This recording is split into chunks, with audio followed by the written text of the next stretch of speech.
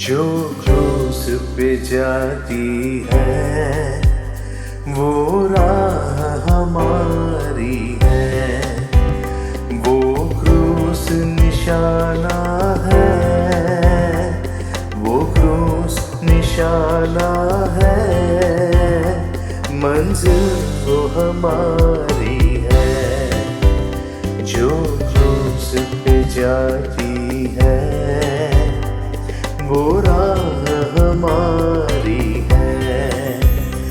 लंबा है सफर अपना, बढ़ते ही जाना है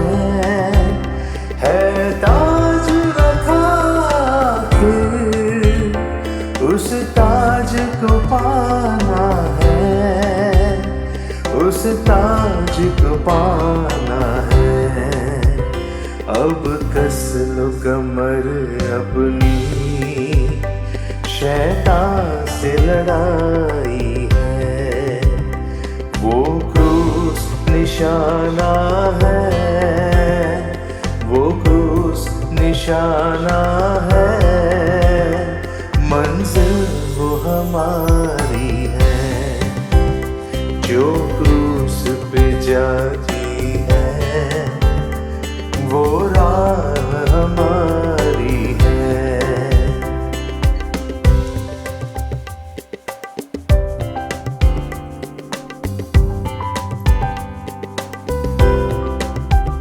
दुनिया ये नहीं अपनी, सब कुछ बेगाना है, कुछ रोज यहाँ रहना फिर छोड़ के जाना है, फिर छोड़ के जाना है।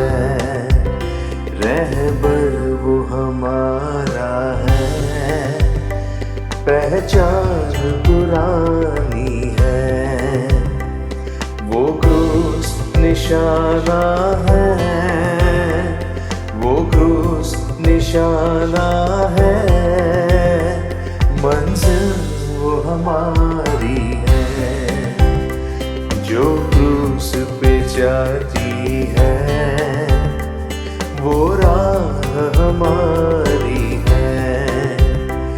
दुख दर्द बहुत इसमें है, जुल्म सितम सहना, हमदम वो हमारा है, रंजीदा नहीं रहना, रंजीदा नहीं रहना। आता है कोई देखो, यीशु की सवारी है, वो क्रूस निशाना है, वो क्रूस निशाना है, मंजिल वो हमारी है। जो क्रूस पे जाती है वो राह हमारी है, वो क्रूस निशाना है, वो क्रूस निशाना है, मंजिल वो हमारी है। जो क्रूस पे जाती है वो राह हमारी है। आप सबों को प्रभु यीशु मसीह के नाम की ओर से नमस्कार। हम धन्यवाद देते हैं परमेश्वर ने इस महामारी के समय में भी हम परमेश्वर को जानने के लिए एक अच्छा अवसर दिया है। प्रियो, जब हम प्रभु यीशु मसीह के बारे में विचारते हैं, वो खुद स्वयं परमेश्वर था और मानव रूप धारण करके इस पृथ्वी में करीबन 2020 साल पहले आया। वो एक साधारण परिवार में पैदा हुआ, मगर वो परमेश्वर का पुत्र था। उसने इस पृथ्वी में करीबन 3.5 साल उसने सेवकाई की और उस सेवकाई के दौरान उसने कई चमत्कार किए और इसके द्वारा उसने प्रमाणित किया कि वो एक साधारण मनुष्य नहीं था मगर परमेश्वर का पुत्र था। इसके बारे में हम और जानने के लिए पवित्र बाइबल से हम कुछ वचन पढ़ेंगे और इसके अर्थ को हम समझने की कोशिश करें कि परमेश्वर मनुष्य के प्रति जो उसने जो अपनी इच्छा प्रकट की है वो क्या है। मनुष्य की जो वर्तमान स्थिति है उस प्रकार हम अय्यूब की किताब में पढ़ते हैं। मनुष्य जो स्त्री से उत्पन्न होता है वह थोड़े दिनों का और दुख से भरा रहता है। वो फूल की नाई खिलता और तोड़ा जाता है, वह छाया की रीति पर ढल जाता और कहीं ठहरता नहीं है। क्या मनुष्य जो स्त्री से जन्मा है, क्या वो दुख भोगने के लिए संसार में जन्मा है? क्या उसका जीवन सिर्फ क्या थोड़े दिन का है? क्या परमेश्वर ने आरंभ को मनुष्य को जब सृष्टि की क्या इसी उद्देश्य से बनाया? नहीं, कुछ बात हो गई थी उस आदन की वाटिका में जब परमेश्वर और मनुष्य के साथ एक अच्छा संगति होता था। शैतान आके मनुष्य को बहका दिया। मनुष्य अपने आप को परमेश्वर जानना चाहता था, भले और बुरे का ज्ञान वो प्राप्त करना चाहता था और इस शैतान की बहकावे में आके परमेश्वर की आज्ञा का उसने उल्लंघन किया और इस फलस्वरूप परमेश्वर ने उस पहले मनुष्य को और उसकी पत्नी को उस वाटिका से बाहर कर दिया और उनको उस वाटिका से बाहर जाने के कारण उनको दुख और पीड़ा पाप के कारण उन्हें सहना पड़ा। मगर परमेश्वर ने मनुष्य को यूं ही नहीं छोड़ा। उस दुख की अवस्था में भी परमेश्वर कहता है सब बोझ से वे दबे हुए लोग मेरे पास आओ, मैं तुम्हें विश्राम दूंगा, मुझसे सीखो और तुम मन में शांति पाओ। हाँ प्रियो, परमेश्वर मनुष्य को यूं ही नहीं छोड़ा है, उससे वो प्रेम करता है, उसके साथ संगति रखना चाहता है और इस रिश्ते को बनाए रखना चाहता है। सो आज मनुष्य जो दुख और मुसीबत जो पीड़ा में है वो उसके पाप के कारण है। मगर परमेश्वर के पास अब जब हम अपने पापों को मानते हैं, उसके पास जाते हैं, वो हमें ग्रहण करता है, हमारे पापों को माफ करता है और हमारे जीवन में शांति और चैन वो हमें देता है। दूसरा जो हम इस पवित्र बाइबल में हम देखते हैं, अशुद्ध वस्तु से शुद्ध वस्तु को कौन निकाल सकता है? कोई नहीं। यह अय्यूब की किताब 14वें अध्याय के 4थे वचन में ये एक सवाल है। अशुद्ध वस्तु से कौन शुद्ध वस्तु निकाल सकता है? सिर्फ एक ही मनुष्य जो इस पृथ्वी में आया वो है प्रभु यीशु मसीह। वही एक निष्पाप व्यक्ति था, उसमें कोई पाप और कोई दोष नहीं था। प्रभु यीशु मसीह के जीवन काल में उसने कई कोढ़ियों को चंगा किया। मार्कुस की पुस्तक उसके पहले अध्याय में हम देखते हैं, एक कोढ़ी उसके पास आता है और उससे कहता है यदि तू चाहे तो मुझे शुद्ध कर सकता है।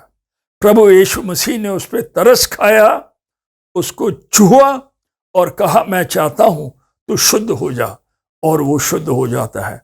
प्रियो, सिर्फ प्रभु यीशु मसीह एकमात्र व्यक्ति है जो पाप से किसी रीति से कलंकित नहीं होता है या प्रभावित नहीं होता है। जब एक कोढ़ के बारे में जब हम पुराने नियम में पढ़ते हैं, जब इसका शुद्धिकरण होता है तो इसको कई जानवरों का बलिदान देना पड़ता है और वो याजक जो है उसके पास जाता है और याजक क्या करता है, इस जानवर का जो खून लेके ये जो व्यक्ति जो शुद्ध हो रहा है इसके कान के दाहिने कान में और हाथ के दाहिने अंगूठे में और पैर के दाहिने अंगूठे में ये खून को वो लगाता है। जब हम इस चित्र को देखते हैं सो सूली पे हमारे प्रभु यीशु मसीह का चित्र हमारे सामने आता है। प्रभु यीशु मसीह सूली पे सर पे कांटों का ताज लिया, हाथ पैर पे उसके खीले ठोके गए।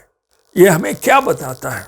हमारे जो सोच है वो अशुद्ध है, हमारे जो कर्म है वो अशुद्ध है, हमारा जो चाल है ये अशुद्ध है।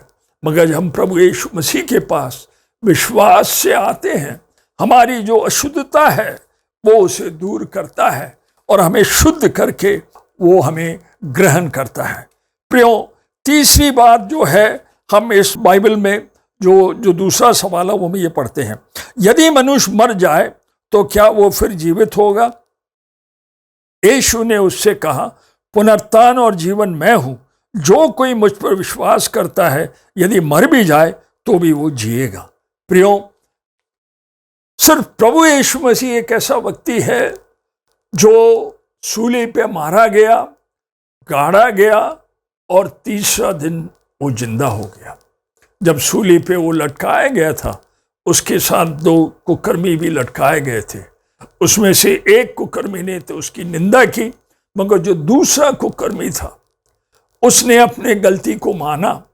वो जानता था कि आज वो सूली पे लटकाया गया उसके गलती के कारण, और वो प्रभु यीशु मसीह की ओर देखता है और प्रभु यीशु मसीह से प्रार्थना करता है और विश्वास करता है और कहता है, यदि प्रभु जब तू अपने राज में आए तो मेरा स्मरण करना।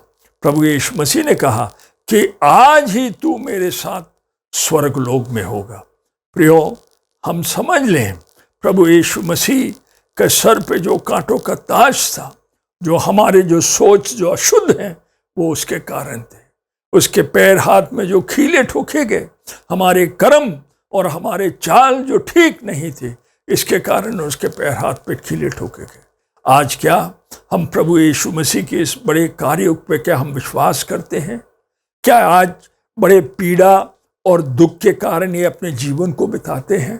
प्रियो, हम आज बड़े विश्वास से उसके पास आए, हमारे जीवन में शांति और समाधान प्रदान कर सकता है, जो हमारे अशुद्ध जीवन को वो पाक कर सकता है। हमें निराश और हताश होने की जरूरत नहीं है।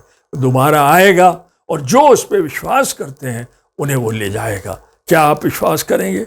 प्रभु इन वचनों को आशीषित करे। नमस्कार।